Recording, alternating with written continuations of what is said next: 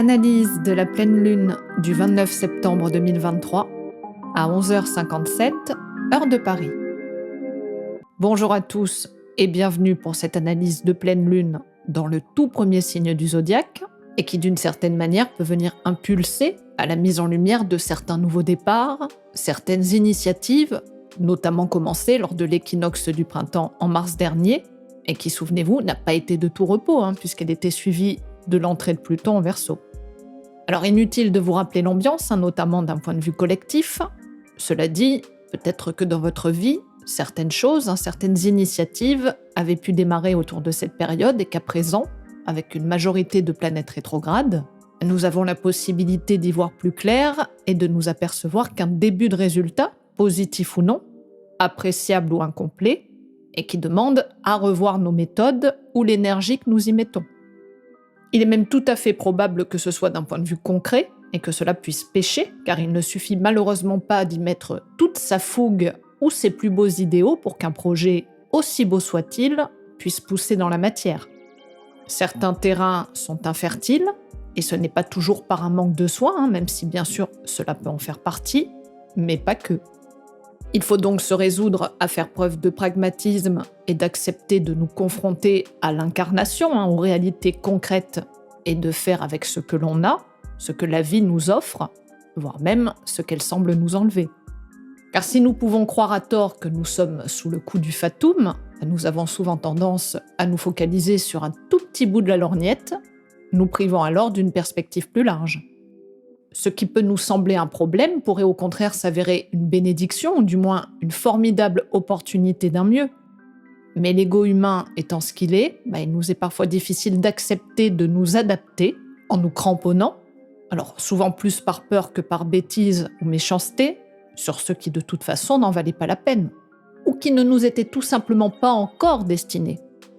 C'est dans ce climat fait de désillusion, de remise en cause et de doute que nous devons pourtant terminer cette lunaison commencée en début de mois et dans le signe de la Vierge, qui nous invitait à purifier, perfectionner et prendre en compte la réalité et le sens du service dans notre vie intérieure et extérieure. Neptune était très présent puisqu'en opposition. Depuis lors, les questions autour de la pauvreté, des catastrophes naturelles engendrant détresse et aide humanitaire, tout comme la question de la baya et donc de la religion, venaient collectivement nous plonger dans ces énergies tout à fait en lien avec l'axe Vierge-Poisson et qui nous poussent à prendre en compte la totalité, la vastitude humaine et morale, c'est-à-dire un monde infini, dans un monde concret et donc fini, et apte à résoudre de façon très critique, à faire entrer l'océan dans une piscine. Ici, ces énergies neptuniennes continuent à être très présentes, puisque la pleine lune se trouve non loin de Neptune, et même si les deux planètes ne se trouvent pas dans le même signe, la lune reste teintée des courants neptuniens, comme pour se sortir douloureusement de ce qui pouvait la noyer. L'eau et le feu sont deux éléments relativement difficiles à concilier, ce qui là encore pourrait venir exacerber une certaine dualité. Mais bon, nous commençons, il me semble, à nous habituer à ce genre d'énergie qui continue inlassablement à mettre le doigt sur ce que nous devons pacifier en nous. Et avec ce soleil en balance qui a tellement de mal à faire un choix, ne dit-on pas que choisir c'est renoncer, et c'est peut-être ça qui peut nous faire si douloureusement peur.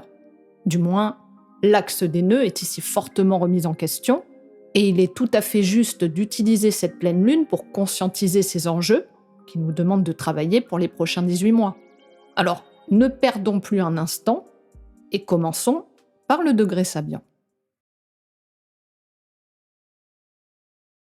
La pleine lune se trouve sur le 6e degré du Bélier. Son degré Sabian nous dit « un carré dont l'un des côtés est éclairé par une vive lumière ». La dominante est le désir moral de mener une existence stable et concrète au plan individuel. Cette recherche de stabilité peut donc prendre une forme particulière et très focalisée. En d'autres termes, cela peut se traduire par une tendance unilatérale à concentrer toute son énergie sur un seul objectif. Et c'est là que les choses deviennent intéressantes, car cette focalisation intense peut s'accompagner d'une exclusivité marquée, où l'on privilégie son propre objectif au détriment des autres réalités. Dans ce contexte, nos émotions peuvent revêtir un caractère possessif, Et toute expression de culture peut se faire au prix de l'exclusion de ce qui ne fait pas partie de notre sphère tribale. Ce degré nous parle donc d'un besoin pressant et unilatéral de stabilité intérieure. Nous aspirons à nous enraciner dans notre propre vision du monde, quitte à nous replier sur notre objectif individuel avec une intensité lumineuse, comme si un projecteur brillait sur lui. Pourtant, cette focalisation extrême peut avoir des conséquences complexes. Et c'est là que le contexte actuel de notre monde entre en jeu. Nous assistons en ce moment même, ou du moins c'est la focalisation sur laquelle le collectif veut mettre la lumière, sur un phénomène de migration de plus en plus massif, où des individus cherchent refuge et sécurité dans des régions plus stables. Alors cela divise profondément les populations et les dirigeants politiques, suscitant des débats houleux sur la manière de gérer cette situation. Certains prônent l'accueil inconditionnel au nom de l'humanisme et de la fraternité, tandis que d'autres craignent que cela ne perturbe davantage la stabilité économique et sociale déjà précaire. Le déclassement économique et social ressenti par de nombreuses personnes alimente ces craintes et ces divisions. En effet, de plus en plus d'individus ressentent une régression de leur statut économique, souvent liée à l'inflation croissante et à la polarisation des richesses. Ce déclassement crée donc une peur de l'avenir et suscite des réactions diverses, allant de la colère à la frustration. Aux États-Unis, par exemple, une situation similaire se produit, notamment à New York, où une affluence de migrants provoque des dégâts et des tensions. Là encore, les craintes liées au déclassement économique et social se manifestent, et la société se divise entre ceux qui prônent l'ouverture et la solidarité, et ceux qui se replient sur des positions plus protectionnistes. Sur un plan philosophique, ce degré pose des questions profondes sur notre tendance à exclure ce qui ne sert pas nos intérêts immédiats.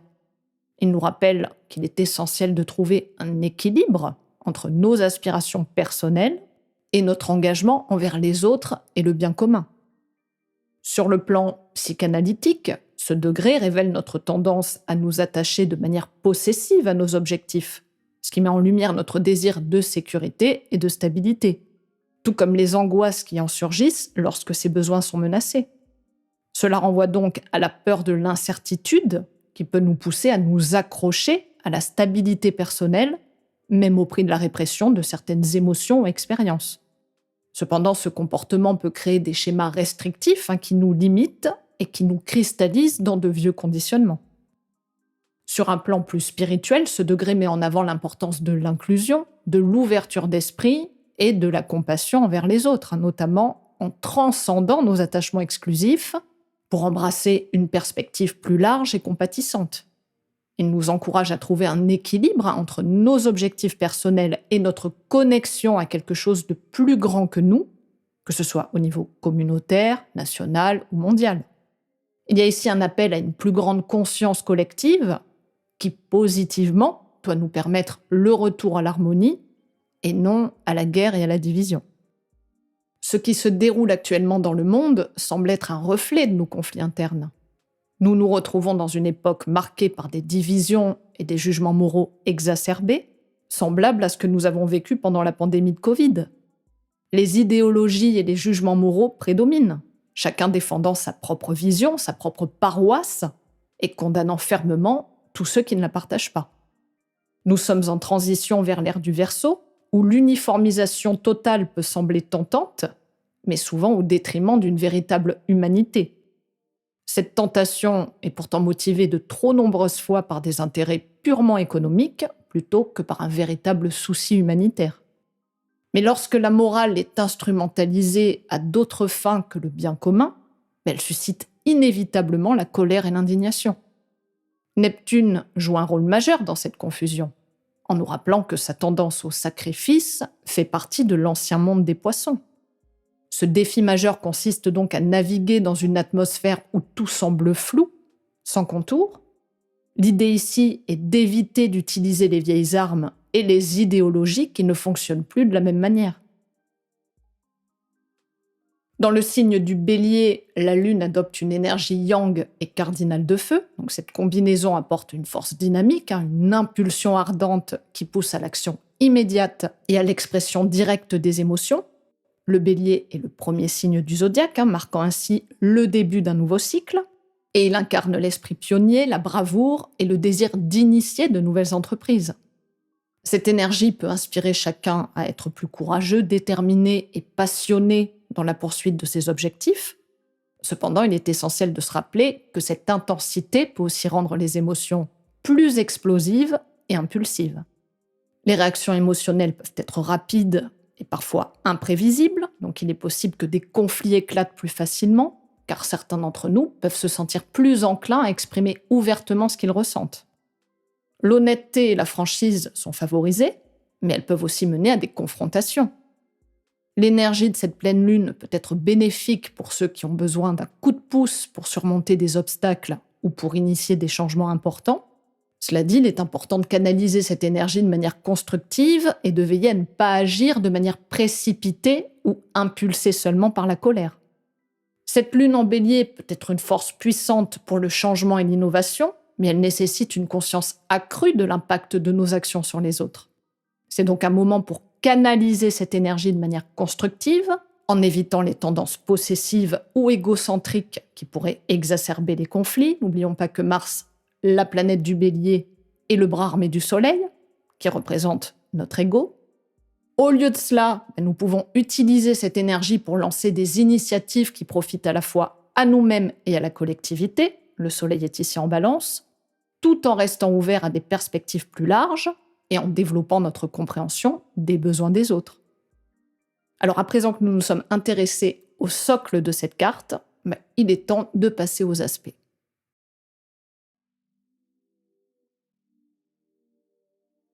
Bien, il est bon de commencer par ce point focal de cette pleine lune en bélier qui forme ici une conjonction dite dissociée et séparante avec Neptune rétrograde en Poisson. La lune en bélier impulse une dynamique d'action immédiate et d'expression directe des émotions. D'un autre côté, Neptune rétrograde en Poisson nous plonge dans un océan d'énergie plus subtile et intuitive. Il nous amène à réfléchir sur nos rêves, nos idéaux, nos illusions, et à les examiner d'une manière plus critique. Ici, nous sommes invités à explorer nos croyances, nos idéaux, et à les réévaluer à la lumière de la réalité. Maintenant, en considérant que cette conjonction est séparante, cela signifie que ces deux énergies étaient auparavant étroitement liées, alors peut-être marquées par un fort sentiment d'idéalisme ou d'illusion. Symboliquement, cette séparation peut indiquer que nous sommes en train de nous détacher de certaines influences du passé, que ce soit des idéaux qui ne sont plus pertinents pour notre vie actuelle ou des illusions que nous avons entretenues. C'est donc un moment de prise de conscience où nous commençons à voir les choses avec plus de clarté, où nous nous détachons des idéaux qui ne sont plus en phase avec notre réalité. Alors dans le contexte de cette pleine lune, nous sommes poussés à agir de manière plus réaliste et pragmatique. Nous pourrions ressentir un besoin accru de faire face à la réalité, même si cela signifie abandonner certaines illusions ou idéaux du passé. Dans cette configuration, nous sommes confrontés à un conflit élémentaire entre le feu du bélier et l'eau des poissons. Cette conjonction séparante crée un paradoxe énergétique. Le bélier nous pousse à agir rapidement, à prendre des initiatives sans attendre. Cependant, les poissons apportent une dimension émotionnelle intense, pouvant donner l'impression que nos actions sont noyées dans un flot d'émotions. Cette tension élémentaire est essentielle pour comprendre la dynamique de cette pleine lune. Nous pouvons nous sentir poussés à agir de manière audacieuse, mais en même temps, nos émotions peuvent être difficiles à gérer. Cela peut donc créer une sensation de feu éteint ou de pétard mouillé, où nos actions ne semblent pas atteindre leur plein potentiel. Le conflit entre le feu du bélier et l'eau des poissons crée une tension qui peut se manifester par une sensation d'envahissement. Les émotions peuvent être intenses, presque débordantes, ce qui peut donner l'impression d'être submergé par un flot d'émotions. Alors bien sûr, cela peut rendre difficile la prise de décision et l'action, car il peut être compliqué de faire face à cette marée émotionnelle. D'un point de vue collectif, cette sensation d'être envahi peut faire également référence aux domaines tels que l'immigration, où les flux massifs de personnes cherchant refuge peuvent être perçus comme une forme d'invasion, suscitant des réactions diverses au sein des populations et des dirigeants politiques. Un autre aspect de cette configuration est que nous entrons dans un processus de révision de nos croyances et idéaux passés. Les illusions et les rêves auxquels nous nous sommes accrochés peuvent être confrontés à la réalité, ce qui peut provoquer de la déception. Cette rétrogradation de Neptune prend place dans un contexte où de nombreuses planètes collectives sont également rétrogrades, ce qui amplifie cette réflexion collective et individuelle sur notre passé. Nous pouvons nous rendre compte que certaines de nos aspirations idéalisées ne sont pas aussi réalistes que nous le pensions. Il est possible que nous ayons été aveuglés par des rêves, des chimères, qui en réalité ne nous servent plus ou ne sont tout bonnement plus en accord avec notre chemin de vie actuel. Dans ce contexte, la fausse moralité peut surgir, où certains peuvent utiliser des discours en apparence humanistes comme prétexte pour poursuivre des agendas idéologiques ou politiques cachés. Cela peut être observé à la fois à l'échelle individuelle et collective. Il est donc crucial de remettre en question les apparences et de discerner entre les illusions morales et les véritables valeurs humanistes.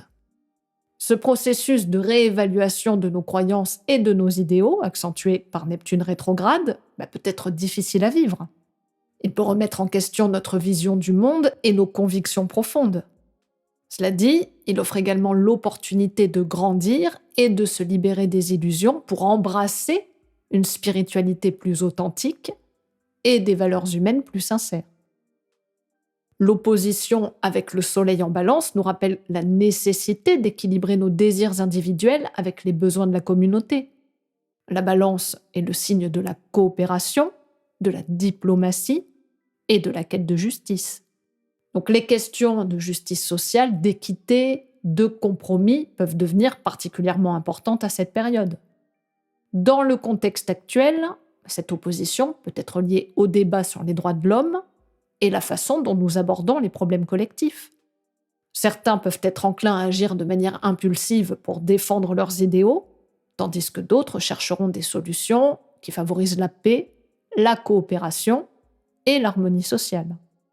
Cela nous amène à réfléchir à la manière dont nous pouvons concilier nos désirs individuels avec nos responsabilités envers la société dans son ensemble. Comment pouvons-nous poursuivre nos rêves tout en travaillant à créer un monde plus juste et équilibré pour tous? Plus individuellement, cette opposition peut alors nous inviter à réfléchir sur la manière dont nous équilibrons nos propres désirs et besoins avec nos responsabilités envers les autres. Elle soulève des questions sur l'individualisme par rapport au collectivisme, sur la manière dont nous défendons nos idéaux personnels tout en respectant les normes et les valeurs de la société. C'est une invitation à examiner nos propres croyances et à trouver un équilibre entre affirmation de soi et coopération avec autrui. Mettre en lumière les conflits internes que nous pouvons ressentir entre nos désirs individuels et notre besoin d'harmonie sociale doit nous aider à révéler les tensions, et je dirais même les divisions intérieures. Le Bélier est un signe qui peut se sentir constamment menacé, notamment lorsqu'il perçoit les compromis ou les influences extérieures comme des attaques pour son autonomie et son identité. Voilà pourquoi il ressentira ce besoin de s'affirmer, de se défendre en quelque sorte, afin de protéger ses propres intérêts. Cela soulève des questions sur la manière dont nous gérons nos peurs et nos vulnérabilités, et comment nous pouvons intégrer une dimension de compassion et d'ouverture d'esprit dans notre affirmation de soi. Alors, pour apaiser la peur, nous pourrions commencer par accepter nos vulnérabilités et définir des limites saines. La communication honnête peut permettre d'exprimer ses besoins sans crainte, tandis que la coopération favorisera des relations mutuellement bénéfiques. Donc, en développant sa confiance en soi et en faisant la différence entre ses responsabilités de celles des autres, le Bélier peut prendre du temps pour lui-même, se recentrer sur ses valeurs perso et prendre des décisions alignées sur ses convictions profondes, ce qui peut créer un équilibre entre son désir d'indépendance et son engagement envers l'extérieur. L'opposition entre la Lune en Bélier et le Soleil en Balance, liée à l'axe des nœuds lunaires actuels, nous invite à examiner le rôle des maîtres planétaires de ces signes, à savoir Mars pour la Lune en Bélier et Vénus pour le Soleil en Balance. Alors, dans ce contexte, Mars se trouve en Balance, son signe opposé, où il est en exil, et il est conjoint au nœud sud, ce qui peut accentuer l'importance du passé et de la réévaluation de nos énergies collectives. Cela peut être interprété comme un appel à réfléchir aux actions passées, aux conflits antérieurs et aux dynamiques relationnelles pour trouver un équilibre et avancer de manière plus harmonieuse. Dans cette carte, il forme plusieurs aspects de tension qui méritent d'être examinés de plus près. L'opposition entre Mars et Chiron en Bélier met en lumière les blessures liées à l'identité et à l'affirmation de soi. Donc, dans cette configuration, Mars est en exil en Balance, ce qui peut rendre la recherche d'harmonie et d'équilibre un défi. Il peut y avoir un désir de plaire aux autres au détriment de sa propre individualité. Chiron en Bélier réveille cette blessure et elle peut nous amener à ressentir des douleurs liées à des expériences passées de confrontation ou de compétition. Cela dit, cette opposition offre également la possibilité d'une guérison en reconnaissant et en honorant notre propre identité, même si cela signifie faire face à des défis relationnels. De plus, le fait que Chiron soit lui aussi rétrograde peut indiquer que ces blessures sont susceptibles de ressurgir du passé. Donc il est tout à fait probable de se sentir confronté à des douleurs anciennes liées à des expériences où nous avons déjà dû défendre notre individualité tout en ressentant un profond manque de confiance en notre capacité d'action ou d'affirmation. On peut alors revoir surgir ce sentiment d'inertie, d'incapacité à initier concrètement les choses, ce qui renforce cette idée de pétard mouillé qui est noyé dans un océan bien trop grand et remuant. Dans ce contexte, il est donc essentiel de reconnaître que la guérison de cette blessure peut nécessiter un examen approfondi, que ce soit de notre histoire personnelle, tout comme de notre histoire collective. Chiron rétrograde nous invite à plonger dans notre propre passé, comprendre comment ces blessures se sont formées et comment elles ont influencé notre comportement actuel. Cet aspect peut également suggérer que la guérison réside dans le fait de rétablir notre confiance en nous et notre capacité à nous affirmer de manière saine. C'est donc une invitation à faire face à ces douleurs anciennes pour les transformer en une source de force et de croissance, ce qui peut être une tâche profondément libératrice, notamment durant cette pleine lune.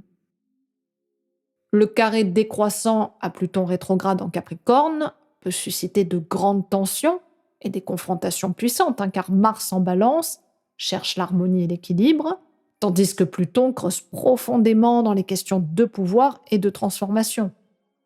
Lors de cette lunaison, il peut y avoir des frictions liées aux désirs individuels et à la nécessité de gérer les structures de pouvoir en place. Les individus peuvent se sentir poussés à lutter pour leurs besoins, mais ils peuvent également rencontrer des obstacles ou des résistances provenant de l'autorité ou des structures hiérarchiques. Ce carré décroissant suggère que cette confrontation peut être liée à des situations passées, donc il est possible là encore que des schémas de pouvoirs anciens ressurgissent, ce qui exige une résolution ou une transformation. Donc il y a encore la nécessité à regarder en arrière pour voir comment ces dynamiques ont pu fonctionner pour trouver des moyens plus constructifs de gérer les problématiques comme les conflits actuels. Le quinconce croissant entre Mars et Uranus rétrograde peut créer cette tension palpable entre le désir de maintenir l'harmonie et le besoin de liberté, d'indépendance et de changement radical. Alors il peut être difficile d'éviter les conflits et maintenir une atmosphère harmonieuse quand au même moment, nous sommes poussés à remettre en question les conventions et à chercher une plus grande autonomie. Cet aspect suggère qu'il peut y avoir une certaine gêne ou un sentiment d'inconfort entre ces deux énergies, comme si nous étions gênés aux entournures. Alors pour résoudre cet aspect, il pourrait être nécessaire de trouver des compromis créatifs, notamment en envisageant de réorganiser nos relations de manière à ce qu'elles nous offrent plus de liberté, tout en maintenant cet équilibre. Alors cela pourrait aussi signifier repenser les structures relationnelles ou les attentes mutuelles pour mieux répondre aux besoins de tous. Cet aspect nous invite à l'adaptabilité et à la recherche de solutions novatrices. C'est une opportunité de trouver un véritable terrain d'entente et non pas des solutions superficielles ou provisoires. Voyons à présent comment Vénus, le maître planétaire de la Balance et donc le maître de Mars et du nœud sud, influence cette dynamique. Dans cette carte, cette dernière se positionne toujours dans le Lion et ici, conjointe à l'astéroïde Junon, ce qui apporte une touche supplémentaire à la dynamique relationnelle de cette période. Junon est souvent associé au mariage sacré et à la fidélité.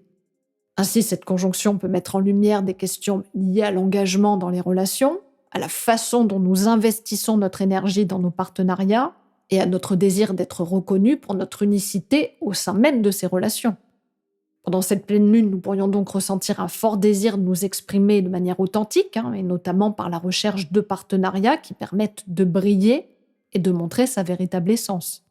Cela peut également nous pousser à considérer l'engagement sous un nouvel angle, en cherchant à établir des relations solides et significatives et qui honorent notre individualité. Cependant, il est essentiel de garder à l'esprit que cette énergie peut être intense et parfois dominante. Donc il sera bon de veiller à ne pas écraser les besoins et les désirs de nos partenaires dans notre quête d'expression personnelle, et en trouvant là encore cet équilibre entre l'individualité et la relation. Donc il peut être bénéfique d'explorer comment nous pourrions individuellement soutenir et célébrer la singularité de chacun au sein de nos partenariats, plutôt que de les utiliser à notre propre rayonnement. La proximité de cette conjonction avec la lune noire moyenne apporte une nuance supplémentaire à cette configuration. Dans le contexte de cette pleine lune, cela peut signifier que les dynamiques relationnelles mises en lumière par Vénus et Junon peuvent également impliquer des éléments plus profonds et moins évidents de notre psyché. Il peut y avoir des défis liés à l'expression de ces aspects plus sombres de nous-mêmes au sein même de nos relations. Donc il est possible que des peurs ou des traumas passés influencent nos interactions actuelles, ce qui pourrait rendre les partenariats plus complexes. Cependant, cela nous offre également une opportunité de travailler sur ces aspects obscurs de manière constructive, plutôt que de les ignorer ou de les refouler. Cette configuration encourage plutôt à les reconnaître pour les intégrer dans nos relations. Dans un contexte plus généraliste, des traumas collectifs non résolus ou des ombres de la société pourraient être mis en lumière. Cela peut inclure des questions liées à l'injustice, à la discrimination ou à l'exploitation qui nécessitent une réflexion et une guérison collective. Le fait que Vénus, colorée par cet amas, soit le maître du nœud sud et de Mars, relie les énergies du passé et du présent. Ce qui suggère que nos actions et décisions actuelles en matière de relations et de valeurs sont fortement influencées par notre histoire relationnelle, tout comme nos attachements passés. Alors ça nous demande encore de ne pas agir sous le coup de l'impulsion, encore moins de l'ego ou de la peur, mais d'une véritable prise de conscience et d'une volonté à regarder nos ombres, qu'elles soient individuelles ou collectives. Le sextile décroissant entre Vénus et Mars renforce cette interaction entre ces deux planètes. Cette configuration favorise une expression créative, passionnée, tout en nous encourageant à chercher le compromis tout en résolvant les conflits. Nous pouvons être invités à réfléchir sur la manière dont nos expériences passées ont influencé nos choix actuels, ce qui peut créer un lien significatif entre notre évolution personnelle, au nœud nord, et les leçons que nous tirons des expériences passées, au nœud sud. Vénus est dans cette carte soumise à divers aspects tendus, notamment par le carré croissant à Uranus et le sesquicarré croissant à la pleine lune. Le carré à Uranus peut nous indiquer des tensions liées aux valeurs financières, à l'indépendance, donc il peut y avoir des impulsions inattendues ou des changements soudains dans nos relations avec l'argent, des désirs d'indépendance matérielle qui s'affirment. Cela peut donc nous inciter à remettre en question nos valeurs monétaires, notre relation à la stabilité économique.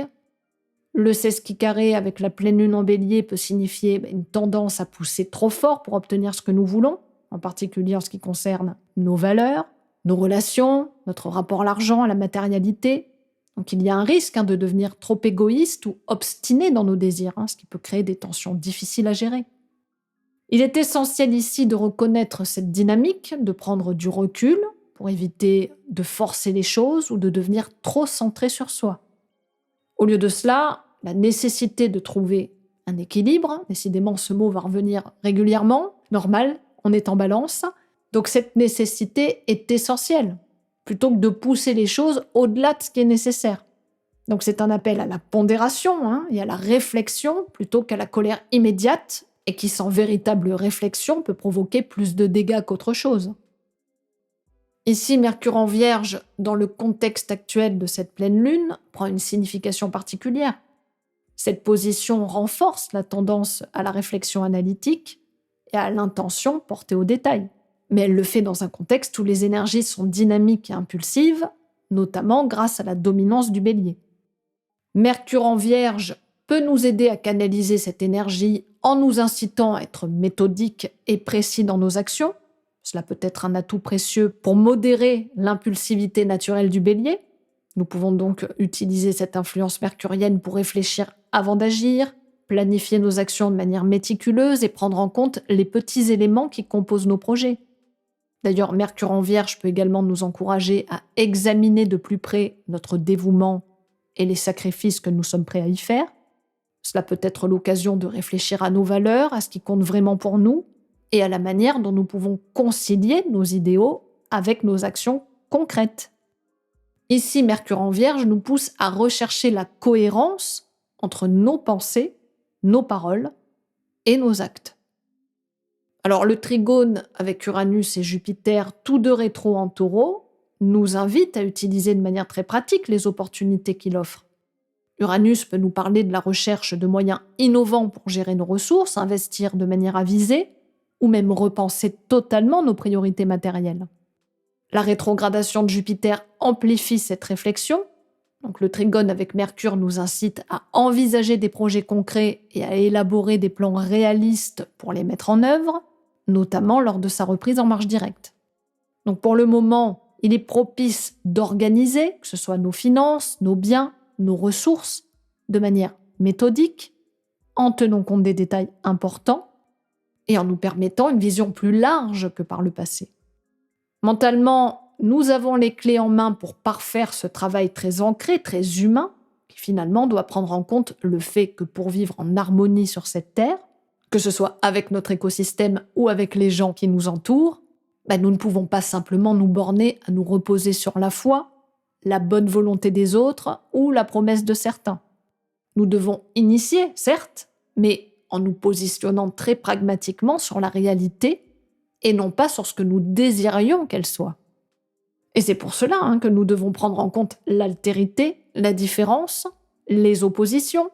Cela ne signifie pas nécessairement adhérer ou s'opposer à tout, mais encore une fois, à trouver cet équilibre nécessaire entre nos besoins et les besoins extérieurs.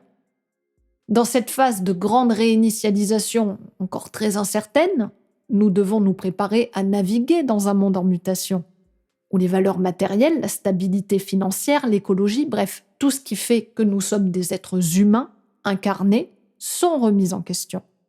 Donc il est utile d'utiliser notre intelligence et notre sens pratique pour nous adapter à cette réalité changeante, à embrasser cette diversité tout en restant ancré dans une approche concrète et pragmatique de la vie.